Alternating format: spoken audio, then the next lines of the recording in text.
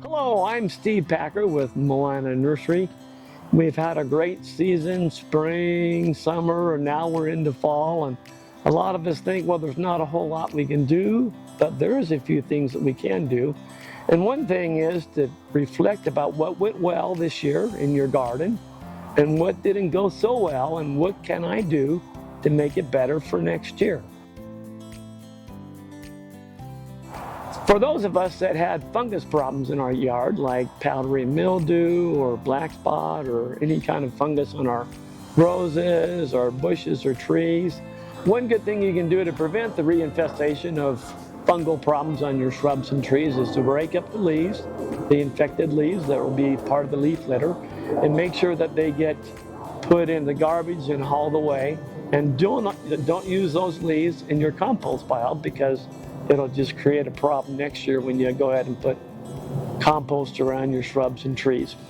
If you had insect problems, and we've got lots of pictures here of insects that could be in your garden, and a lot of times if you know what your plants are going to get, like aphids or black vine weevil or spider mites, you can be prepared for these insects by doing certain things.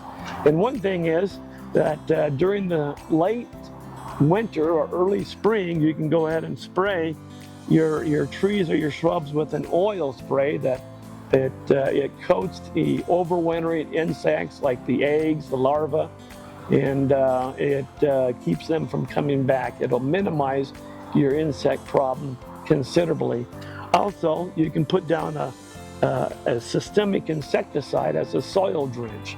This is mixed in water, like so many ounces per gallon, and then poured around the base of the tree or shrub. It's absorbed by the roots and translocated throughout the tree or shrub. And whenever an insect tries to eat, it'll ingest that poison and die. So that's a good thing to use.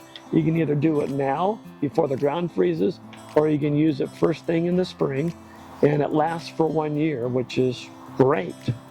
So also, if you have a weed problem, and there are a lot of different weeds that we have, like right now we have what are called winter weeds, like cheatgrass and a few other weeds that what they'll do is they'll germinate in the fall and winter, and they'll remain in a vegetative state.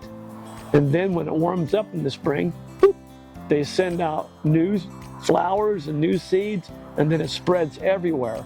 So you can prevent that from happening by using what we call a pre-emergent herbicide that can be put down on bare areas where there's no weeds, and then you activate it by watering it in really good. And then it will remain in the soil, and it'll prevent any weed seeds from growing during the winter months. When it comes to activating the pre-emergent, if you can apply it just before a really good rainstorm, that will help. If not, then you got to drag out the hose and water it really good to activate that chemical and get it in the soil. So once you get done doing all your clean up, your garden maintenance and everything else, and getting ready for the winter months, you can kind of move to planting some color in your yard. And every year I always plant in my little garden bowl on my porch a mixture of pansies and snapdragons and other cold hardy annuals that will stay alive during the whole winter. Unless they get snowed on or frozen, then they'll just kind of hunker down. But by spring, they'll come back and it'll be a nice new flush of color. So if you want to add some color to your landscape, I would recommend planting these guys. I tell people jokingly, these flowers have antifreeze in them. They don't freeze, or if they do, they'll just thaw out and be okay. So try adding a little color by putting these plants in during the winter months, and you'll enjoy it. Another thing, if you haven't done it yet, after a few killing frosts, it's a good idea to go ahead and prune back your perennials or ornamental grasses just a few inches above the ground. And also applying mulch around your shrubs and trees, about 2 to 3 inch layer mulch. This kind of helps moderate soil temperature, it minimizes weed growth, and it just kind of protects the roots quite a bit during the winter months. Another thing to keep in mind is in the past few years we haven't really had a lot of winter moisture like snow or rain or things like that. So when that happens, if we haven't had any significant rainfall or snow over a 2 to 3 week period, we recommend going out and watering your shrubs and trees, either with a bucket or hook up the hose and in the afternoon, just give them a good deep watering. That will help out considerably.